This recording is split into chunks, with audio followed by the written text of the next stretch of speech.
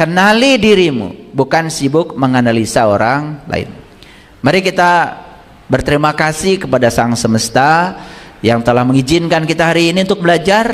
Oleh karena itu puji Dia, bersama-sama membaca hamdalah. Alhamdulillahirabbil alamin.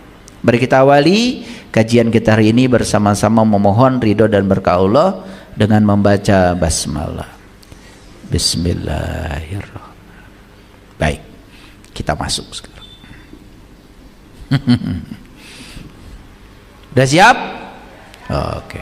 Kita akan menjelajah kemana? Ke dalam, ya, ke dalam. Kalian tuh terlalu banyak menjelajahnya keluar sampai lupa pada diri sendiri.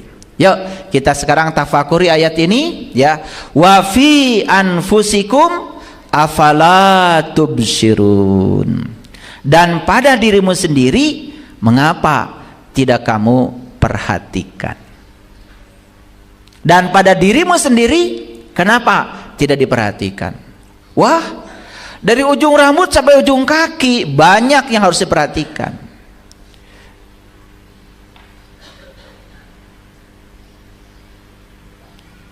Aduh, saya pengen nangis kalau lihat.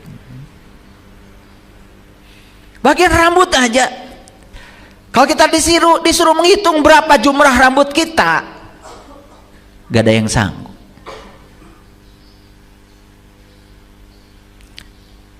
Pada setiap helai rambut ini ditumbuhkan, diurus, diatur oleh Allah, sampai Allah tuh gak pernah tidur, gak pernah ngantuk, ngurusi semua tubuh kita. Rambut saja, rambut yang kelihatan setiap hari. Saya tanya, siapa yang pernah menghitung berapa jumlah helai rambut di kepalanya?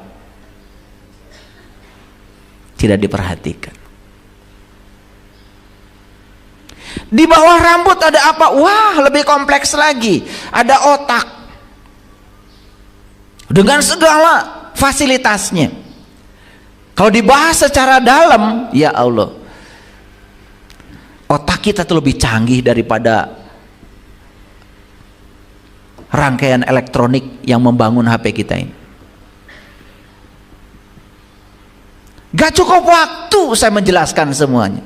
Belum ke bawah, mata, telinga, kenapa bisa melihat, kenapa bisa mendengar, nafas, mulut, wah, terus jantung, paru. Ya Allah, itu baru aspek luar, aspek jasmani. Apalagi yang mengendalikan di dalamnya, software yang mengendalikan hardware kita ini, yang bernama ruhku, itu lebih kompleks lagi. Makanya pertanyaannya, wa fi anfusikum, dan pada dirimu sendiri, afala tubsirun, mengapa kamu tidak perhatikan? Dan kalau kita memperhatikan diri kita ini, lahir batinnya, kita akan jumpa dengan pemiliknya.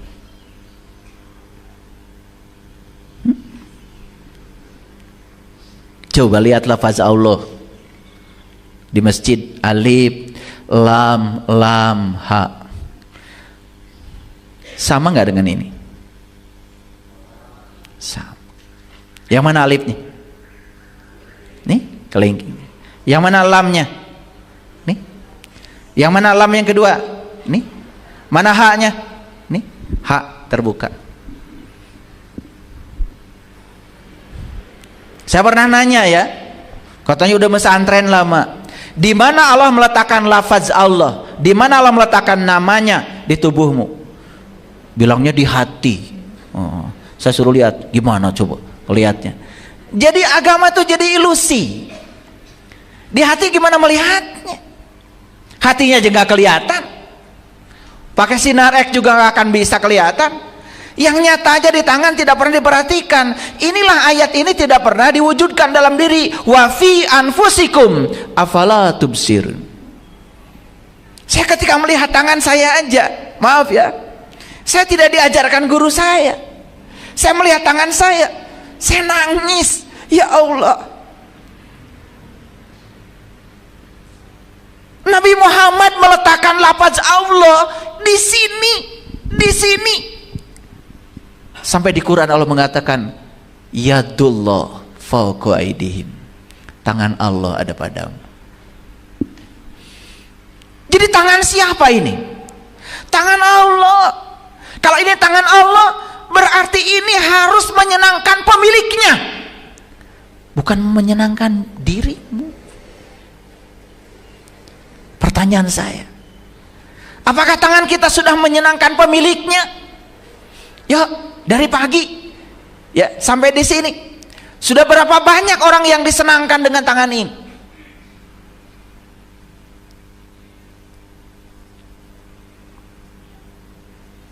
Rumput, pohon, bunga di taman kita, dia tidak bisa menghadirkan air untuk dirinya, maka tangannya dititipkan kepada kita. Begitu kita ngambil air, bunga tersenyum, rumput di taman tersenyum, semuanya tersenyum, dan mereka akan berterima kasih ngasih bunga yang indah kepada kita. Pagi-pagi tadi habis olahraga saya lari 7 kilo. Kalau saya pagi-pagi lari 7 kilo 7 kilo loh, lari 350 kalori harus terbakar. Habis itu saat pendinginan, di rumah saya masih banyak tamu, sahabat-sahabat dari Singapura. Saya selalu ingin membuat mereka bahagia. Begitu saya keluar, pohon mangga sudah siap panen. Udah, saya naik pohon mangga itu 30 kilo saya turunkan. Silakan bawa ke Singapura. Oh, bahagia sekali mereka. Mangga dipetik oleh saya dari pohon yang saya tanam sendiri. Dan dulu waktu saya nanam pohon mangga itu, cita-cita saya satu. Nanti ya, saya bilang, saya akan metik buahmu dari lantai 2 kamar saya.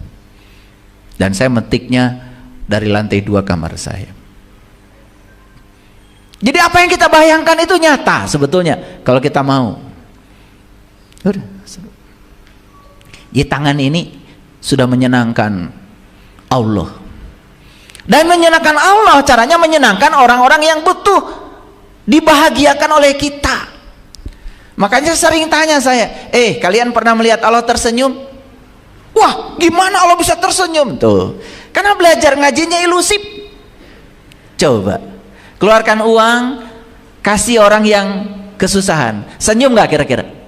Itulah Allah tersenyum. Senyumnya Allah tuh nyata, karena dia tuh maha nyata. Kan dia yang bilang, aku yang goib, aku yang nyata. Yang goib sudah nyata di hadapan kita. Wal awalu wal akhiru wal dhahir wal batin. Gitu. Wa fi anfusikum afala tubsirun. Dan pada dirimu sendiri, mengapa kamu tidak perhatikan? Apa yang harus diperhatikan pada diri kita? 2, lahir batin. Tidak mungkin Allah menciptakan tubuh kita sembarangan. Dia sendiri yang mengatakan itu, huwallazi yusawwirukum fil arham kaifa yasha. Dialah Allah yang menciptakan tubuh sebagaimana yang direncanakannya. Pernah enggak Bapak Ibu tanya, ya Allah, apa rencanamu dengan tubuh ini? Pernah? Pernah? Lalu kalian menggunakan tubuh sesuka kalian? Itulah sumber penderitaan kita. Coba tanya sama Allah, ya Allah, kenapa kau menciptakan wajahku seperti ini? Kenapa kau meletakkan telinga seperti ini? Dikasih anak telinga dengan segala kompleksitasnya. Mengapa kau ciptakan mata seperti ini, hidung seperti? Tanya sama dia, untuk apa kau ciptakan semua itu? Dia akan menjawab. Dan dia akan memberikan jawaban kepada mereka yang mengalirkan pertanyaan. Maka sampai pada suatu titik, kita menggunakan tubuh ini tidak menurut hawa nafsu kita, tapi menurut rencana dia yang telah menciptakan. Keren gak kalau gitu? Itu. Wah, ayat ini kalau dibahas nggak selesai-selesai kajian kita, ya. Jadi saya pesan satu saja, perhatikan dirimu, kenali dirimu, jangan habiskan waktumu untuk menganalisis orang lain.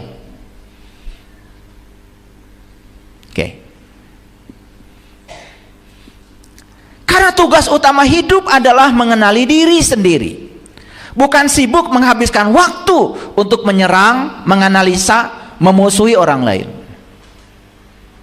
Tidak ada yang berbahaya di luar kita, karena yang paling berbahaya adalah diri kita sendiri. Betul? Ya. Jadi kembali lagi, leluhur kita sudah meninggalkan agama. Agama itu adalah alat pertahanan diri untuk melindungi diri dari kejahatan diri sendiri. Makanya agama gak usah dipamerkan. Pamerkan saja dampak dari kalian beragama. Apa dampaknya? Akhlak. Yang dipamerkan bukan bajunya, yang dipamerkan bukan ritualnya. Pamerkan kepada orang lain itu adalah dampak dari menjalankan semua ritual itu. Ini loh saya. Banyak orang yang datang ke tempat saya tanya, kenapa mau diajak suami ketemu saya untuk belajar? Jawabannya jujur, sederhana. Karena saya melihat perubahan suami saya. Itu yang menarik. Saya tanya sebaliknya, ada juga yang istri mengajak suami. Saya tanya suaminya, kenapa bapak mau diajak sama istrinya ketemu saya?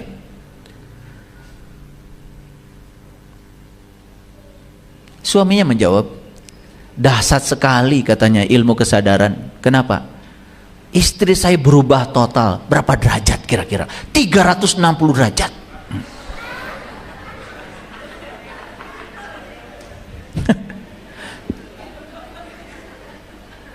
Memangnya apa? Pokoknya luar biasa. Dulu dikit-dikit ngomel, sekarang masih ngomel, maksudnya cuman lebih jarang gitu. Itu aja udah 360 derajat. Kebayang sama saya dulu ngomelnya kayak apa? Jadi saya tanya perubahannya seperti apa? Biasanya sehari itu 100 kali Pak, sekarang ya 99. Perubahan sekecil itu saja membuat dia tertarik untuk belajar. Itulah ketika kita merubah ke dalam. Merubah ke dalam. Kalau saya ceritakan satu-satu nggak habis waktu ini. Oke, baik ya.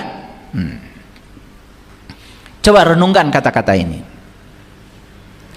Tak akan pernah bisa mengenali orang lain dengan baik sebelum kita mengenali diri kita sendiri.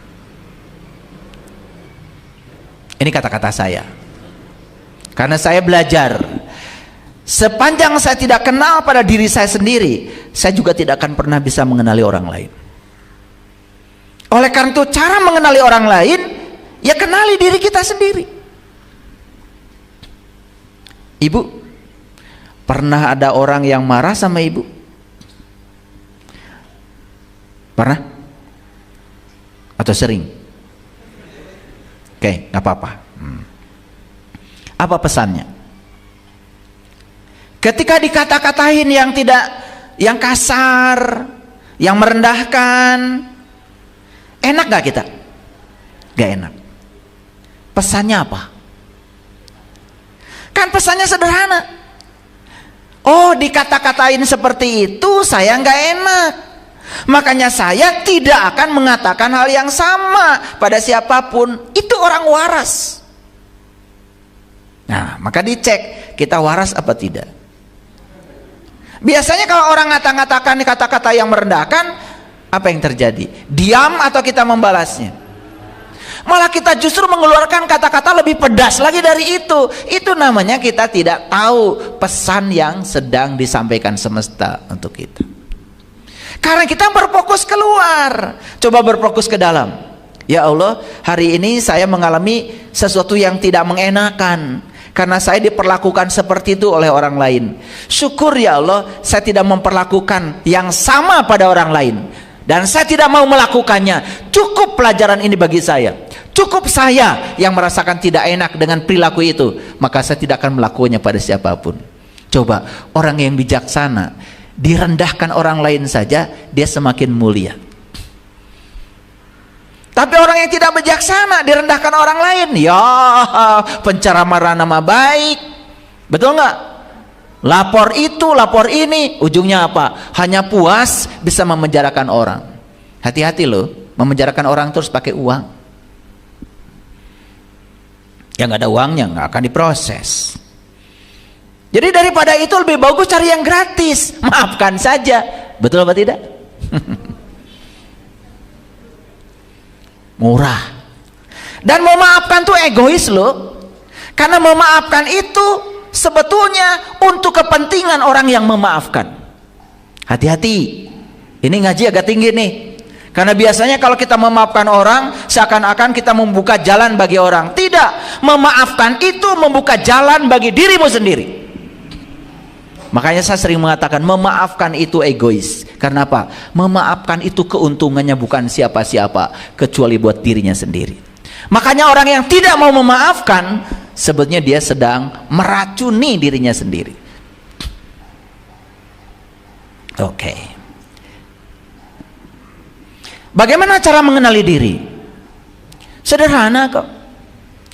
Yang pertama, ketahui dan pahami diri kita. Setiap diri itu sempurna. Apa sempurnanya? Karena dalam setiap diri ada dua, ada kelebihan sekaligus juga ada kekurangan. Kelebihannya untuk disyukuri, kekurangannya untuk diperbaiki. Itu. Jangan-jangan sudah bertahun-tahun hidup, kalau saya tanya, apa kelebihan dirimu? Apa kekurangan dirimu? Jangan-jangan tidak tahu. Waduh, hidup model kayak gitu, ya, tidak berbasis SWOT itu namanya. Itu pasti hidupnya itu ya amburadul. Yang kedua, kalau saya tanya, bidang apa sih, ya, yang sangat kita kuasai dan kita senang melakukannya? Sudah ketemu belum?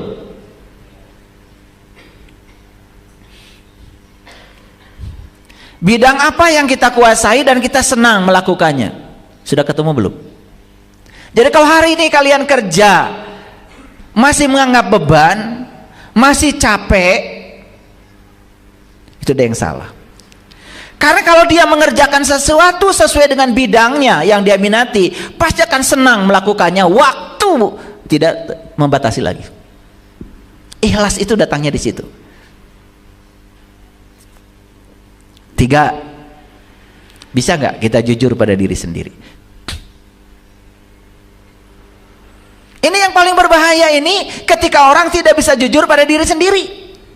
Misalnya, dia itu tidak tahu, tapi dia tidak tahu kalau dia itu tidak tahu. Kan sulit yang kayak gini diberitahu. Tapi kalau jujur pada diri sendiri, oh saya itu tidak tahu, dan sekarang saya tahu kalau saya tidak tahu, maka saya akan mencari tahu pada orang yang tahu. Jujur pada diri sendiri itu langkah awal untuk mengenali diri. Hadirin, orang yang tidak jujur pada diri sendiri tidak akan ada di tempat seperti ini. Orang yang mengatakan dirinya tahu, saya sudah tahu, dia tertutup dengan semua pengetahuan baru. Dan orang yang mengatakan saya sudah tahu, tidak ada juga di YouTube sekarang ikut streaming, tidak ada juga di TikTok sekarang ikut streaming, tidak akan ada. Orang yang mengatakan dirinya sudah tahu tertutup dari semua pengetahuan. Dia hanya siap menjadi torrent yang menggelontorkan apa-apa yang dia sudah ketahui. Mana yang lebih hebat? Mendengarkan atau bicara? Mendengarkan. Karena keuntungan mendengarkan itu pasti akan ada pengetahuan baru yang kita dapat. Beda kalau bicara. Kalau bicara itu bisa jadi hanya mengulang-ulang pengetahuan lama yang sudah dia ketahui. Makanya saya setiap mau bicara, pasti saya menghubungkan dulu dengan alam tinggi saya. Saya mohon bimbingan supaya Pak, yang keluar dari mulut saya terhindar dari pikiran jahat saya. Dan kalau bisa bicara seperti itu, lagi bicara pun seperti ini, pengetahuan baru datang. Itu namanya intuisi. Jadi kita mengajar sambil belajar. Jangan dikira loh, saya ikut belajar sekarang, karena saya juga sudah mendengarkan diri saya sendiri. Makanya kalau kita sudah bisa mengakses alam tinggi, mengakses sidratil muntaha kita, mengakses langit rohani kita, pengetahuan itu tidak pernah statis, selalu baru, baru dan terus baru. 4. Dengarkan suara hati. Sering mendengar suara hati?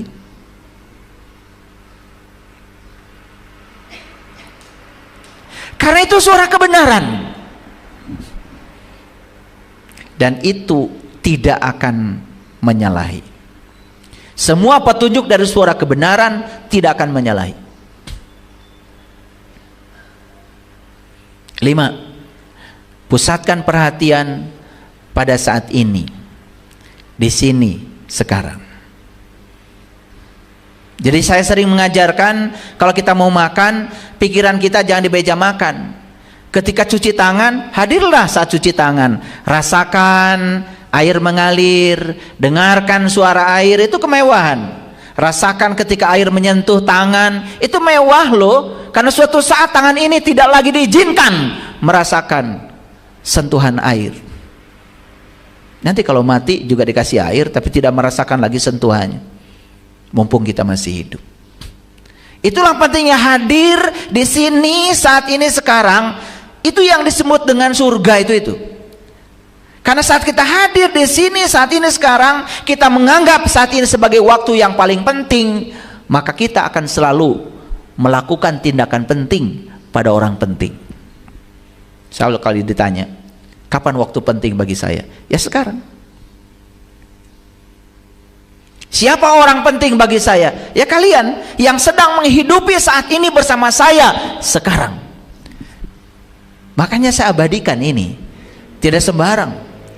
Ini kemewahan loh. Belum tentu besok kita bisa bertemu dan berkumpul seperti ini lagi. Karena saat ini saat yang paling penting, dan semua orang yang bersama dengan saya saat ini adalah orang penting, maka saya hanya bicara yang penting-penting saja. Masa bicara dengan orang penting, bicara yang tidak penting? Coba lakukan itu, luar biasa. 6. Belajar mendeskripsikan diri. Kita ini mau di branding seperti apa oleh kita? Mau di branding sebagai orang baik hati, mau di branding sebagai orang yang murah hati, mau di branding sebagai orang yang pemaaf, silahkan. Masa tidak ada gitu keinginan membranding diri? Tidak ada keinginan untuk mendeskripsikan diri, dikenal orang sebagai siapa? Nggak ada gitu. Dikenal sebagai pemaaf, saya udah istimewa. Dikenal sebagai orang yang murah hati, oh tambahannya itu. Udah pemaaf, murah hati lagi. Udah murah hati, baik hati lagi. Coba, siapa orang yang tidak mau, tidak rindu ketemu dia?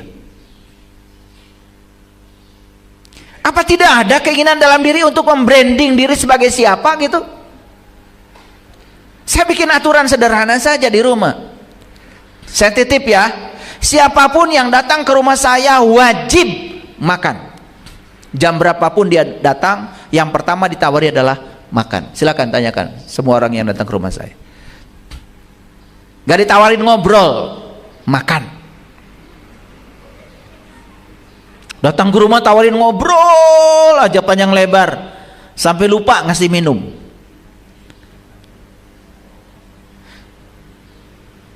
Makanya setiap orang yang datang ke rumah saya pasti sudah membranding. Oh, kalau datang ke rumah saya pasti makan. Ya gampang sekarang, ya. Makan itu singkat. Ya, cuman tak tak tak tak di sini. Sate sekejap datang. Betul nggak? Iya. Nasi tumpeng aja cek cek cek datang. Nasi kebuli datang. Tinggal ditanya mau makan apa, pijit datang. Asal ada duitnya aja di sini. Paham ya maksud saya? Sudah secanggih itu dunia sekarang. Jadi apalagi kita mau mencari-cari alasan untuk tidak berbuat? 7. Pahami apa sih peran kita dalam kehidupan ini sesungguhnya. Kalau kita selalu sadar bahwa saya dicipta oleh Allah untuk kepentingan Allah, saya datang ke sini untuk menjadi kepanjangan tangan Allah, menjalankan visi dan misinya Allah. Saya datang ke sini untuk menyampaikan cinta kasih Allah. Selalu di peran itu, percaya sama saya, kita akan kenal siapa diri kita.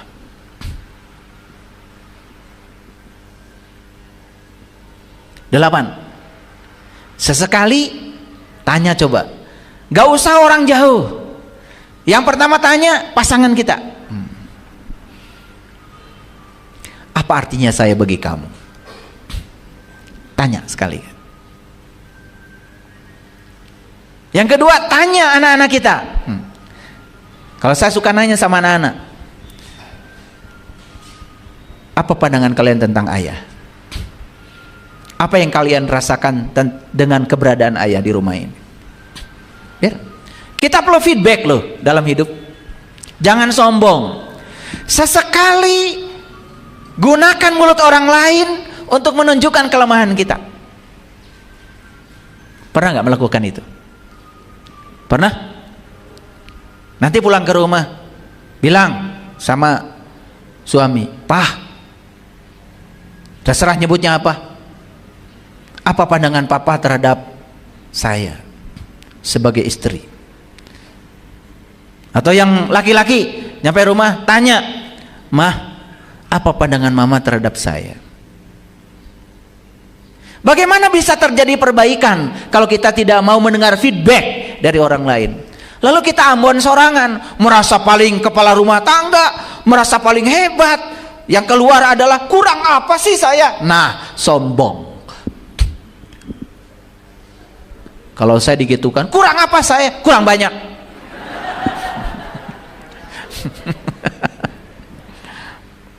Sembilan, apa sih visi dan misi hidup kita? Masa hidup tidak punya visi? Masa hidup tidak punya mimpi? Kalau tidak punya visi, tidak akan ada misi, maka hidupnya tidak terarah. Jika perlu, kita harus baca data diri. Golongan darah sudah tahu ya? Oke. Sekarang sudah ada kepribadian berdasarkan golongan darah, sudah saya jelaskan. Tipe otak sudah tahu belum? Baca data diri. Tipe otak saya apa? Apakah tipe otaknya action, tipe otaknya logik, tipe otaknya kreatif, tipe otaknya emosi, tipe otaknya master? Ketahui. Gampang kok. Sekarang teknologi sudah sampai di situ. Sehingga kita dalam hidup ini punya kompas. Tidak hidupnya sembarangan. Kok saya bisnis ini gagal terus? Ya salah. Sama saja dengan ikan salah tempat. Coba, ikan salah tempat disuruh manjat pohon, ya nggak kelihatan jeniusnya, karena jeniusnya dia berenang. Sama seperti monyet disuruh berenang, kelihatan idiot. Nah, jeniusnya memanjat. Jangan-jangan kita disebut idiot oleh orang lain cuma salah tempat. Tidak ada orang yang idiot, semua hebat. Percaya sama saya, tidak ada satu orang pun yang idiot. Semua diciptakan Allah sempurna. Kenapa kita kelihatan tidak berbakat ya di situ? Ya karena Anda salah tempat.